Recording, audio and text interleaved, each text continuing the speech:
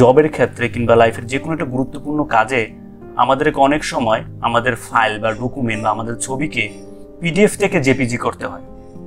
তার মানে হচ্ছে, ফর এক্সাম্পল আমি যদি সহজ করে বলি, ধরুন এখানে আমার একটা content idea in strategy sheet, এখান থেকে আমি দেখাচ্ছি। তো দেখুন, how to convert PDF to JPG, মানে আপনার কোন একটা ছবি, মনে করুন আপনি গভর্নমেন্ট জবের জন্য অ্যাপ্লাই করবেন কিংবা কোনো একটা কোম্পানির জবের জন্য আপনি অ্যাপ্লাই করবেন। তো আপনার অলরেডি ছবিটা আছে পিডিএফে, বাট যখন আপনি অ্যাপ্লাই করতে গেলেন তখন আপনাকে জেপিজি করে নিতে বলছে, বাট আপনি তো জানেন না যে কিভাবে পিডিএফ থেকে জেপিজি করতে হয়। এটা নিয়ে খুবই চিন্তিত, আপনি অনেককে ফোন দিচ্ছেন, বাট আপনার এটার সমাধান আপনি নিজেই করতে পারবেন। তাহলে সেটা কিভাবে, চলুন দেখে আসি। তো পিডিএফ থেকে জেপিজি যে কোনো ফাইলকে করার জন্য আমরা যে জিনিসটা করব, এখান থেকে আমরা যদি এটাকে কপি করে জাস্ট ক্লিক করলাম, আমি এটা অলরেডি ইউজ করেছি এবং এটার সুফল আমি বুক করেছি, যার কারণে আমি আপনাদের সাথে বিষয়টি শেয়ার করছি যেন আপনারা উপকৃত হতে পারেন, আপনার যে কোনো কাজে আপনারা এই জিনিসটাকে ইউজ করে বেনিফিট হতে পারেন। তো দেখুন, চোজ পিডিএফ ফাইল, জাস্ট দেখুন আপনি এটাকে সাইন ইন করতেও পারেন, নাও করতে পারেন, এটা নিয়ে কোনো মাথা ব্যথার কোনো কারণ নেই। জাস্ট আপনি কি করবেন, চুজ করে দিবেন এখান থেকে একটা পিডিএফ ফাইল।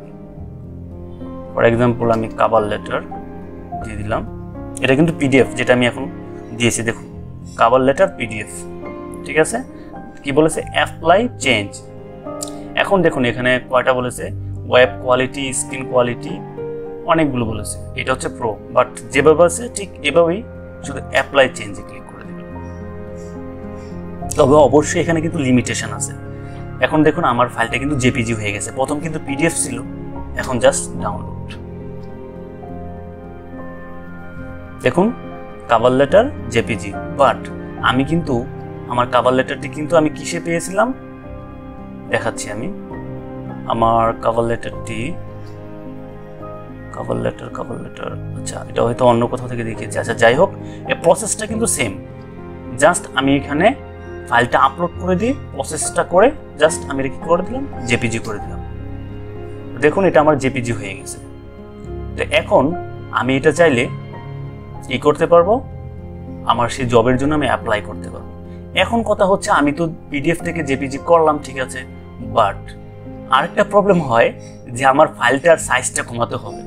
যে জেপিজি করলাম, ঠিক আছে, এখন জেপিজি ফাইলের সাইজটা কমাতে হবে। ফর এক্সাম্পল কেউ 50 কেবি চাচ্ছে, কেউ 100 কেবি নিচে চাচ্ছে, সেটার জন্য ঠিক একই প্রসেস। এখন দেখুন এটা লিঙ্কটা আমি আমার ডিসক্রিপশনে দিয়ে দেব, যে এই লিঙ্কটা, অথবা আপনারা নিজে চাইলে নিয়ে নিতে পারেন এখান থেকে, যে freepdfconvert.com, ঠিক আছে, এইটার মধ্যে গেলে আপনারা পেয়ে যাবেন। আচ্ছা, এরপর হচ্ছে দেখুন জেপিজি ফাইল সাইজ হচ্ছে, এটাকে আমরা কপি করে জাস্ট আমি দুটোটার লিঙ্কে আমি আমার ডেসক্রিপশন বক্সে দিয়ে দেব। ওকে, এখান থেকে আমি কি করবো, এখন ফাইলের সাইজটা কমাবো। এখন আমি নতুন একটি ফাইল এখানে আপলোড করে দেব, ঠিক আছে। যাই হোক, এখানে জাস্ট ক্লিক, আমি যে এখন জেপিজি করেছিলাম, এই যে জেপিজি, এটা কত আছে, 154 কেবি, এটাকে আমি আপলোড করে দিলাম, ঠিক আছে, 154 কেবি। এখন দেখুন 154 কেবি থেকে কত হলো, 58 কেবি হয়ে গেল, ঠিক আছে। তো আমি এখন জাস্ট শুধু এখানে ক্লিক অন ডাউনলোড, এই যে ডাউনলোড হয়ে গেল, ঠিক আছে। এখন আমি যদি এখান থেকে সরাসরি ব্যাক দিয়ে চলে যাই, ডাউনলোড, দেখুন প্রথম কভার লেটারটি ছিল 154 কেবি, তারপর দ্বিতীয়বার যখন আমি এটাকে আপলোড করে কেবিটাকে যখন রিডিউস করে দিলাম, কমিয়ে দিলাম, তখন হয়ে গেল কত, 97 কেবি। তার মানে আপনি এটাকে এখন যে কোনো জবের জন্য অ্যাপ্লাই করতে পারেন। তো এই হচ্ছে প্রসেস, কিভাবে একটি ফাইলকে আপনার পিডিএফ থেকে জেপিজি করে সেটার কেবিটাকে আপনি কমিয়ে আপনার পরিমাপ অনুযায়ী আপনি জবের জন্য কিংবা যে কোনো গুরুত্বপূর্ণ কাজে আপনি অ্যাপ্লাই করতে পারেন।